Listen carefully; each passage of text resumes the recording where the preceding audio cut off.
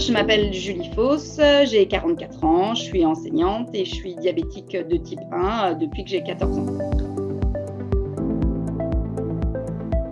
Ce reconfinement, moi je le vis plutôt bien parce que je ne me sens pas vraiment confinée puisque je continue à aller travailler vu que je suis enseignante et que pour ce confinement-là, les écoles sont ouvertes. Donc ça n'a pas changé grand-chose à mon quotidien par rapport, voilà, ça a changé par rapport au premier confinement, mais ce second confinement, c'est la vie de tous les jours avec, sauf les loisirs, on va dire. Moins de loisirs, moins d'à côté, c'est le boulot et la maison. Mais on peut déjà aller travailler, ce qui est une bonne chose. Globalement, pendant le premier confinement, ça m'a permis en fait, parce que pour le coup, là, mes élèves étaient vraiment en distanciel à l'école et donc moi, je faisais l'école à distance. Ça m'a permis de faire beaucoup plus de sport, d'avoir plus de temps pour moi. Donc en fait, je me suis un petit peu remise au sport. Et puis, ça se gère comme ça se gère toujours, c'est-à-dire qu'on est toujours, nous, diabétiques de type 1, obligés d'adapter sans arrêt. Donc, au final, ça change pas grand-chose. Voilà. Moi, j'ai fait beaucoup plus de sport qu'avant, en tout cas.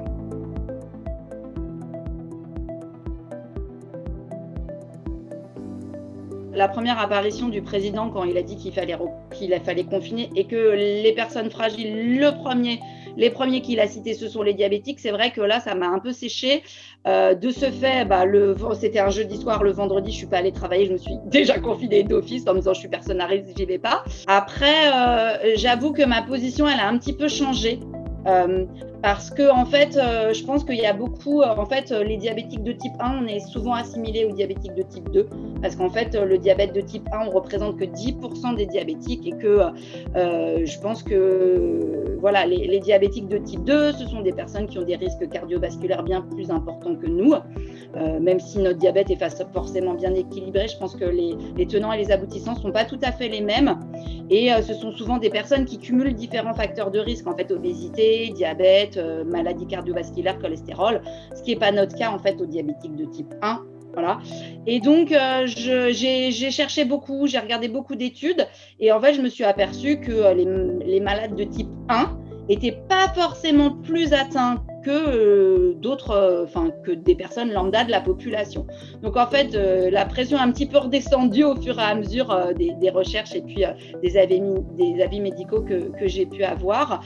Et voilà, entre le premier confinement et là, je me sens plus sereine en fait. Je me dis qu'en respectant les gestes barrières et en faisant attention, il n'y a pas de raison que les diabétiques soient plus atteints que les autres. Après, je pense que c'est normal de faire attention et de dire aux personnes fragiles de faire attention. Quand on dit diabétique, il y a une espèce d'amalgame, et en fait, on est en train de se faire voler la vedette par les diabétiques de type 2, je crois, et on nous met tous dans le même sac, et non, on n'est pas tous dans le même panier. Donc voilà. Bon, après, ça n'empêche pas de faire attention comme tout un chacun, en fait.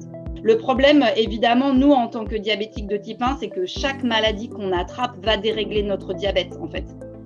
C'est plutôt ça l'embêtant. Je ne pense pas que le diabète va faire qu'on va avoir des risques plus grands de décompenser. Mais par contre, en fait, chaque petite grippe, chaque petit rhume, chaque petite angine fait que le diabète est déséquilibré. Et là, pour le coup, c'est embêtant. Mais c'est une autre conséquence. En fait, je pense que c'est l'inverse, en fait, pour nous.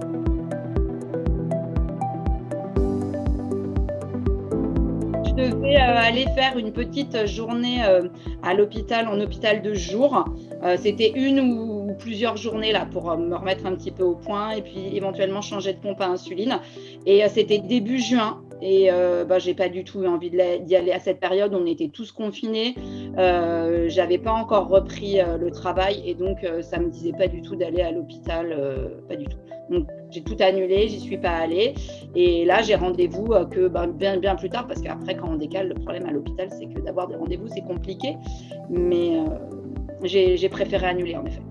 Encore, ça aurait été juste pour aller faire un rendez-vous avec mon endocrinologue, avec mon diabétologue, ça m'aurait pas gêné. Mais là, en fait, c'était resté sur plusieurs jours. Et j'avais pas envie d'être dans ce contexte-là. Et voilà.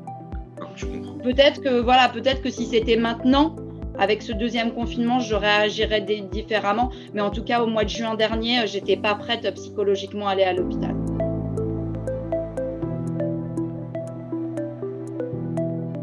Je vous avoue que là, le fait de ce deuxième confinement Et le fait que les enfants doivent porter des masques, ça m'a quand même beaucoup rassurée, en fait.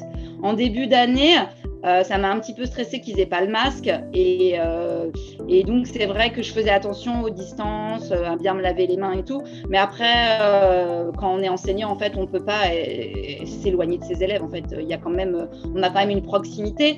Après, je pense que pour vraiment attraper le virus, il faut vraiment, c'est plutôt dans des cas où on est à table avec les collègues ou on déjeune. Donc là, nous, sur le temps du midi, on fait extrêmement attention à vraiment s'éloigner les unes des autres parce que je pense que c'est vraiment sur ces temps-là qu'on peut se contaminer et pas en classe avec les élèves. Ils ne sont pas à 30 cm de moi à me parler pendant un quart d'heure, à me postillonner dessus. Donc bon, j'étais moins inquiète et là, le fait qu'ils aient les masques, ça me sécurise encore plus. Eux, ils ont très bien vécu parce qu'en fait, les enfants s'adaptent très bien, donc ça leur pose aucun souci. C'est vrai qu'il y a des moments, c'est un peu difficile parce que ils ont un peu mal à la tête, ils ont chaud, ça leur donne des vertiges. C'est vrai qu'il faut qu'ils s'habituent.